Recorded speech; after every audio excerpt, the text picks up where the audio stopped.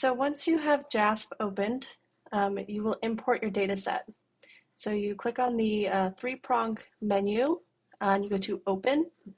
And typically you would go to either Recent Files or Computer and pull up a data set that you have saved to your computer.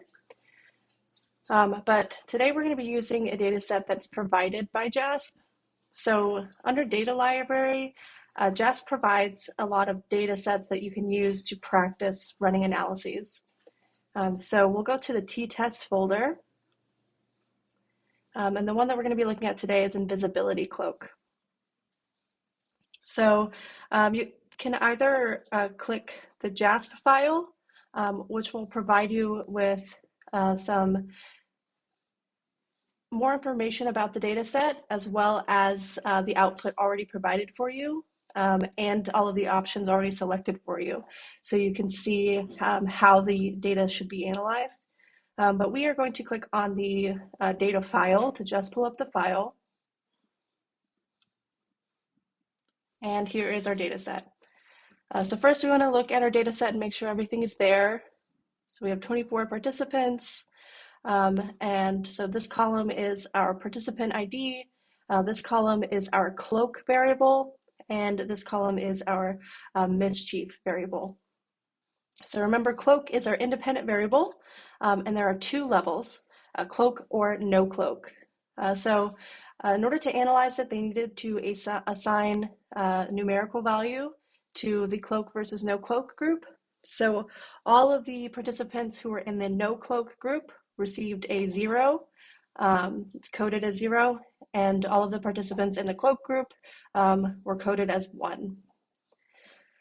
And this is a categorical variable, so our label is fine for this one.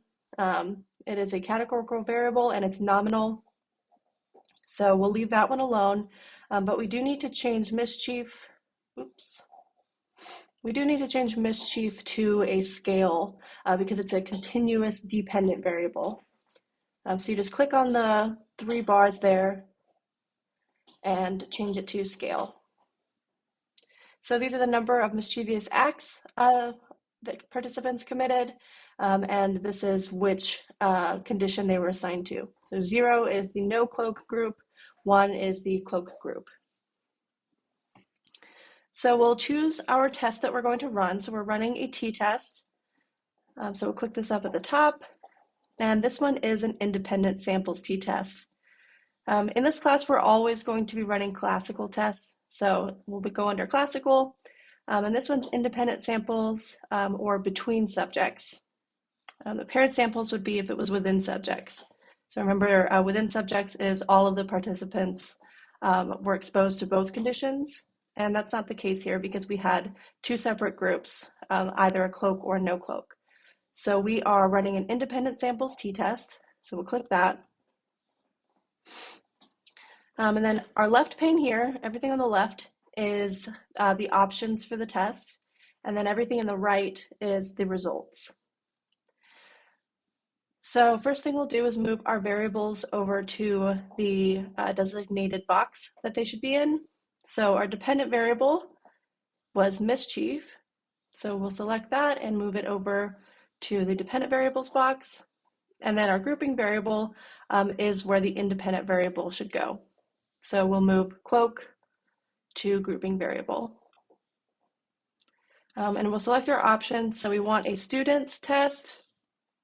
We want to get the effect size.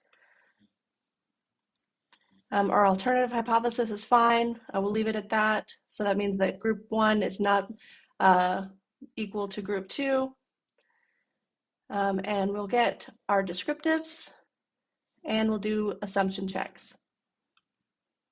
So these are all of the options that you want to select for this test. In the next video, we'll look at the results and interpret them.